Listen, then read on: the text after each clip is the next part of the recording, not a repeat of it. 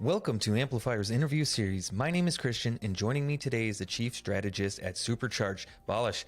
Balash, welcome to the series. How are you today? Yeah, I'm doing great. Hi, Christian. I'm happy to be here.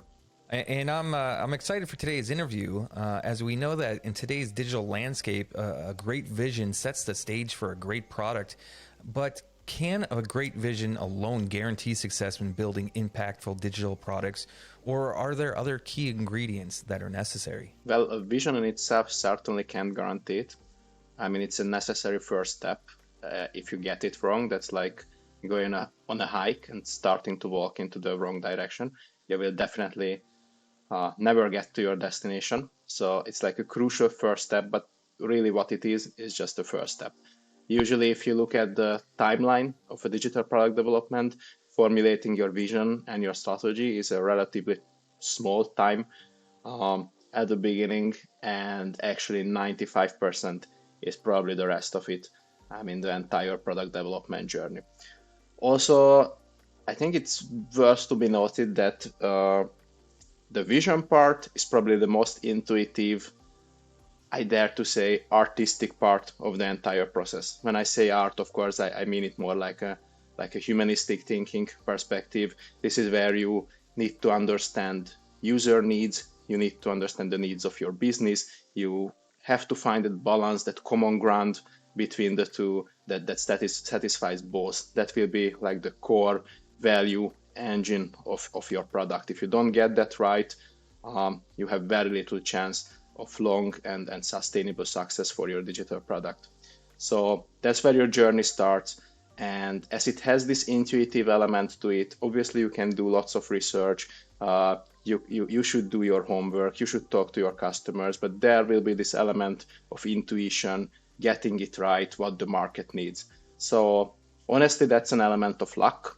The right time to market, getting the right hunch about customer needs.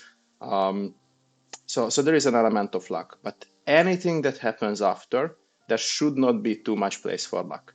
If you follow the right processes, if you follow the right methodologies, if you have the right experts working on your product, there is relatively little place for luck there. With the right processes, in a way, you can de-risk innovation. I think it's more than enough to leave some risk in the process with the initial vision part, where you might not get it right, but later on you should just stick to a proper lean product development process and make sure that you de-risk the entire process. So if you look at the product development journey from a bird's eye view, you need to get three things right. So first of all, there is the product experience design part. This is where you really try to concretize that user value that's at the core of your vision. This is where you try to turn your product into reality, into a real experience. You are not developing it yet, but you are giving it form. You are figuring out all the details.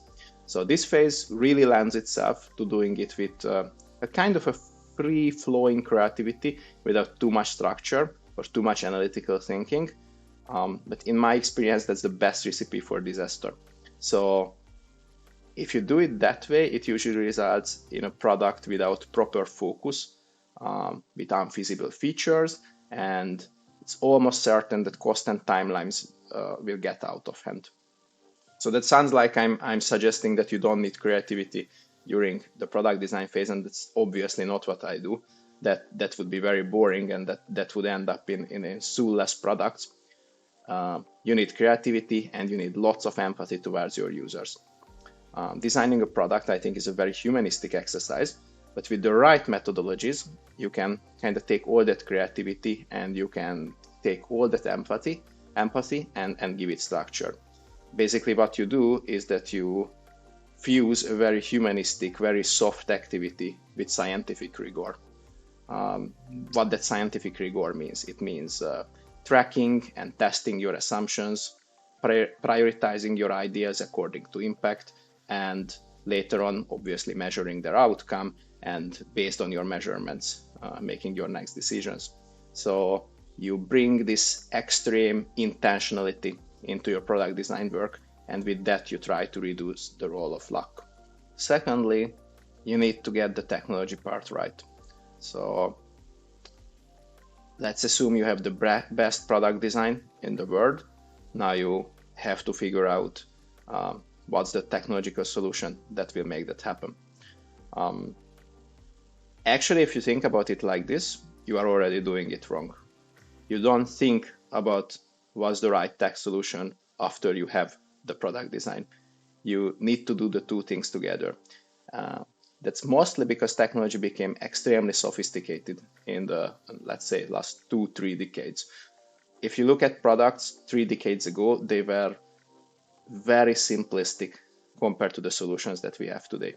And the interesting thing that this actually goes into an entire different direction when you talk about the product experience. That's getting simpler and simpler, more and more frictionless, more and more intuitive. Product experiences tend towards feeling magical. Like I think a great example is if you think about ChatGPT.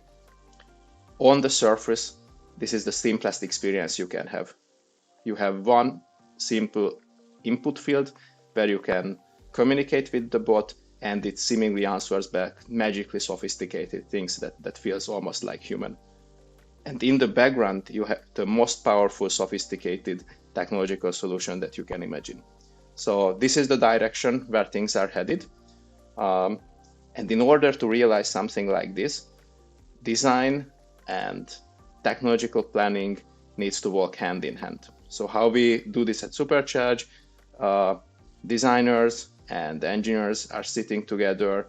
They are talking through problems daily. Solution architects are validating plans every day. They are providing feasibility advice to the designers.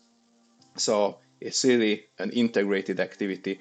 And honestly, if I think about it in this world of extremely sophisticated and complex products, this is the only way to do it. Now, the third part, that comes after you launched your product. So this is where a true agile product growth journey begins. If you think about it, I mean, most of the products out there that you use every day, that you have on your phone, they were not overnight success stories. So managing the growth and the scaling of a product is really essential. Ideally, you see some positive signs of traction right after you released your product, but it might be a very long journey to realize the actual impact, especially the business benefit that usually comes a bit later. So maybe you can realize user value quite quickly, but then you will need to tweak your product to get the right business benefit out of it that you as an organization hoped for. Honestly, until this point, being data-driven is a bit of a buzzword. You can be very scientific, you can do lots of research, but the kind of real-time data usually starts to flow in once you actually launch your product. So once your product is live, this is where being data-driven becomes like reality, and you really need to start doing it. You can start measuring, you can start analyzing, you can see in real time what your customers are actually doing and the decisions that they make while using your product. So usually in the previous stages, you built up lots of assumptions. You assumed that your customers will operate in a way, will make certain decisions, will like certain features, will use certain functions, and this is where you can validate all these assumptions based on data, and of course you can supplement it with qualitative research and understand the why behind the what. So I really hope that at this point most of your design assumptions turn out to be correct, but obviously it can happen that many things need to be iterated. You know, it's really interesting in seeing the whole process, and you know, a few things that you said about creativity, and that's always going to be a human trait. Let's hope, and you know, using that to build products is never going to go away, even though we have all these new tools to help us build these products. You mentioned something in your answer about de-risking, you know, during the innovation process. Maybe we should talk just a bit about that. You know, how should a good software company, you know, such as Supercharge, de-risk the innovation process in its approach to product development? That's a great question, and honestly, I think there are many out there who want to answer exactly like this question. What we are trying to do here, in essence, is to engineer out luck from the product development journey. As you said, it's an inherently creative thing to do, so obviously there will be some risk, but as I said, it's best to leave that for the initial idea. You might misunderstand the human need, and you might be coming to the market in the wrong moment, but there are lots of steps where you can apply methodologies and almost like scientific rigor to make sure you are not making any mistakes. And with that, you can de-risk a very large part of the innovation journey. So how we do that, whenever we build products for our clients, we use our model called Future Fit. It's kind of a framework that gives you a process and also gives you lots of methodologies, which are all aimed at de-risking innovation. So I will just talk about the process itself, because I think that's probably the most important part. We basically break up every product innovation process into multiple stages, and all these stages are separated by viability gates. So you will end up with 4 large phases, and these are, the first is product strategy. So basically this is the one where you define what are you really building and why are you building it. This is kind of the vision part, or like an extended version of the vision that I talked about in the beginning. Then you move to the next stage, which is designing the product experience, and then you will develop the first version of your product. That's the third stage, and finally the fourth stage is growing or scaling the product. So an important de-risking element is that after each stage, we have something that we call a viability gate. So a viability gate is a set of tests and experiments that are there to validate that the product is headed in the right direction, and it is actually worth investing into the next stage. So what kind of tests and what kind of validations you use depends on the kind of product that you are developing, but usually we are talking about user tests, we might be talking about financial modeling, we might talk about building various prototypes, and gathering feedback based on that. So you can design various experiments to figure out if you are headed into the right direction. So for instance, we strongly advise our clients not to move on from the product strategy stage until they have a very clear concept that performs well in user validation, based on those tests clearly addresses user needs, and based on the various financial simulation, it promises clear business benefits for the organization. When this happens, then we call it clearing the first viability gate, and then we advise the client to move forward. I think having this approach makes product innovation a much more kind of scientific exercise.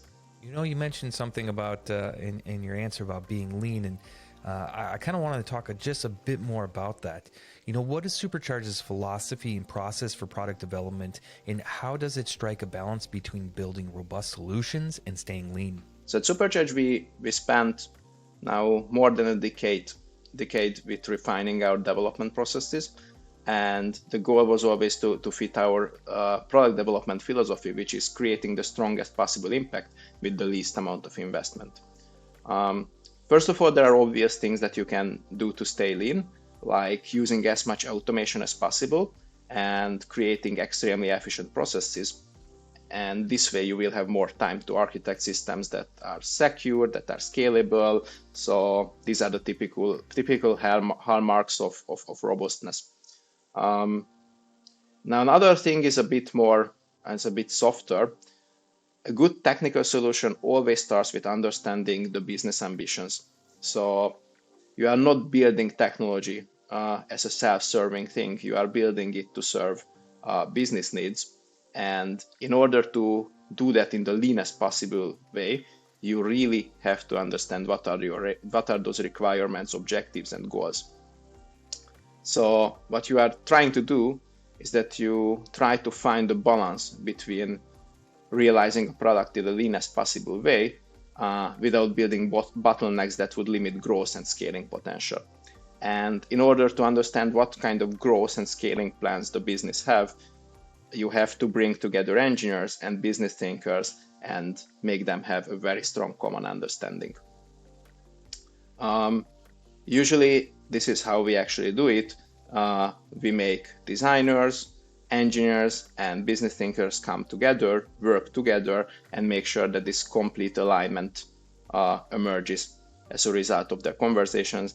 And this is not just initially in the beginning of a project. You have to make sure that this is a continuous thing. So these people talk to each other and they come up with a technical solution that's in perfect sync with the business ambitions of the organization. And I think there is a great word to describe what you are trying to do here. And I like to say that what you try to do here is going just lean enough. Just going lean enough. And that's an excellent way to round off today's interview. It was a really interesting conversation. And, I think it's something that needs to be followed through further with our listeners. So if people are interested in finding out more about Supercharge, where can they go? Yeah, obviously I recommend them to visit supercharge.io. That's our homepage. There you can read more about our innovation framework, and you can check out some of our most impactful client works that we are the proudest at. We are also very active on LinkedIn. Actually, we frequently host free webinars that offer practical advice on product development. Just recently, we had a fantastic event featuring a strong lineup of guests. We discussed the practical business implication and realistic use cases of generative AI. I think it was very strong content. So we have a few similar ones in store. So it's definitely worth following us. And then you can stay up to date on our latest events and insights. That's awesome. So go check them out. Of course, links will be in the description.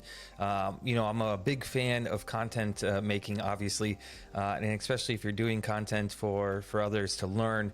I always recommend our listeners to join as much as you can, learn as much as you can on the field. So I'm sure they'll be joining the webinars with you guys in the future. Balázs, I just want to say it's been a really interesting conversation, and I appreciate you joining us today. Yeah, thank you for having me.